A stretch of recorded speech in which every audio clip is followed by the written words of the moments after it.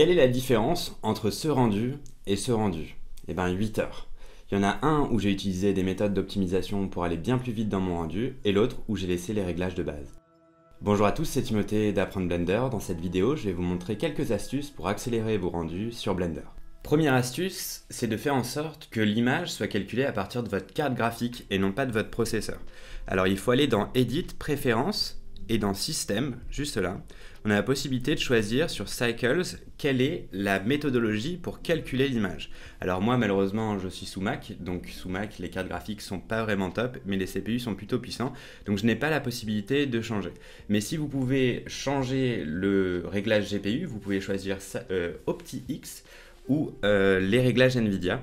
Je vous invite d'ailleurs à mettre à jour vos réglages de carte graphique et ça ira bien plus vite. Maintenant, quand vous allez dans les propriétés de rendu, juste ici, on met bien Cycles et ici, on peut choisir si c'est le GPU ou CPU. Moi, en l'occurrence, malheureusement, c'est CPU. Deuxième astuce plutôt évidente, c'est de télécharger la dernière version de Blender, évidemment, puisque les mises à jour à chaque fois font en sorte que les temps de calcul soient bien plus courts.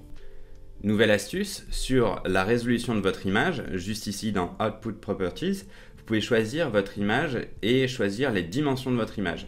Donc si jamais vous avez besoin d'une image un peu plus petite, vous pouvez soit le faire par pixel ici, ou alors par pourcentage avec le ratio. Par exemple, là je vais le mettre à 50%.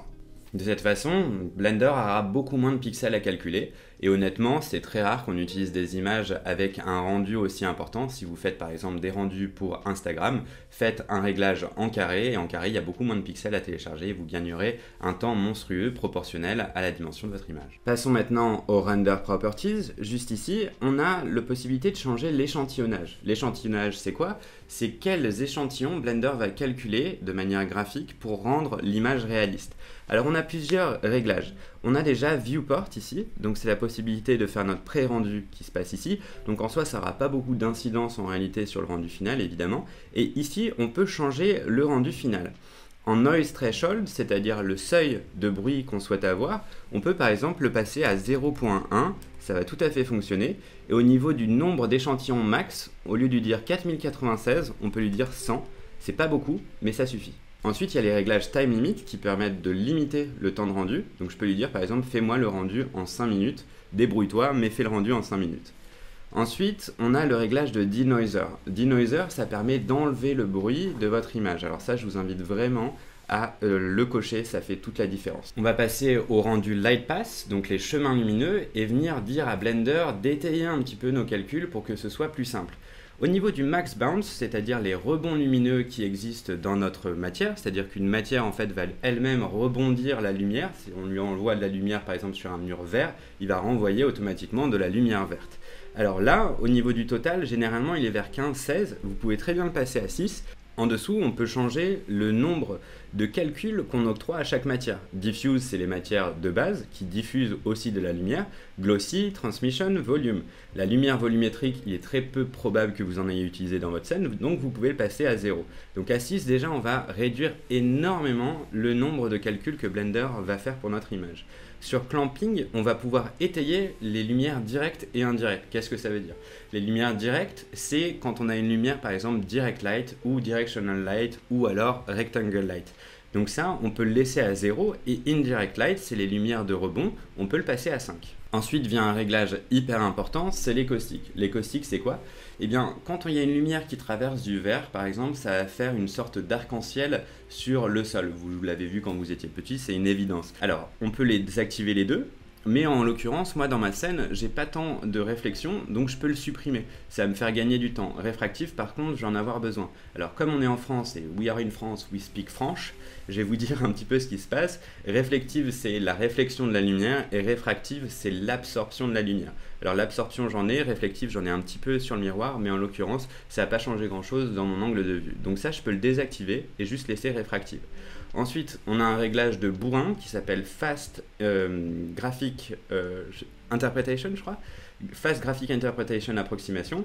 Donc ça, c'est un réglage qui est vraiment un réglage de bourrin, mais qui va très vite, qui permet de faire de l'approximation sur votre image et de gagner un temps phénoménal, mais avec ça, vous allez vraiment perdre une qualité de rendu phénoménale. Donc moi, je vais pas le faire parce que je trouve ça bien trop. Ensuite, on a un autre réglage qui me semble hyper cool, c'est Simplify. Simplify, c'est un petit peu comme FastGI, mais ça va juste s'occuper des subdivisions, c'est-à-dire si vous avez mis des modifiers subdivision, lui il va limiter le nombre de subdivisions que vous avez fait.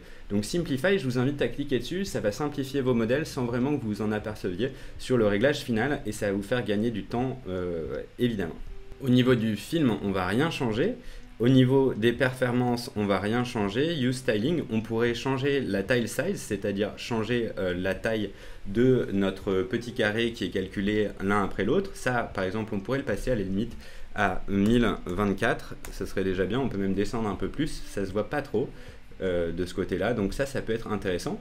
Si vous voulez faire en sorte que votre rendu soit fait de manière bien plus rapide, vous pouvez aussi baker, c'est-à-dire cuisiner toutes vos matières pour que ce soit une seule et même matière. Ça fait gagner un temps monstrueux, mais c'est des réglages relativement complexes quand même. Dans Color Management, je vais juste mettre l'exposition un tout petit peu plus haute, comme ça sera top. Je vous invite d'ailleurs dans le look à mettre Medium High Contrast, ça c'est vraiment top, ça permet d'avoir plus de contraste sur votre image. Dans Final Render, vous pouvez aussi cocher Persistent Data, surtout si vous faites une vidéo ou de l'animation. Ça permet de mettre en mémoire cache les données qui ont déjà été précalculées. Donc à chaque image, Blender ne va pas avoir à tout recalculer à chaque fois. Donc Persistent Data, c'est très pratique, surtout pour la vidéo. En l'occurrence, moi, j'en ai pas besoin.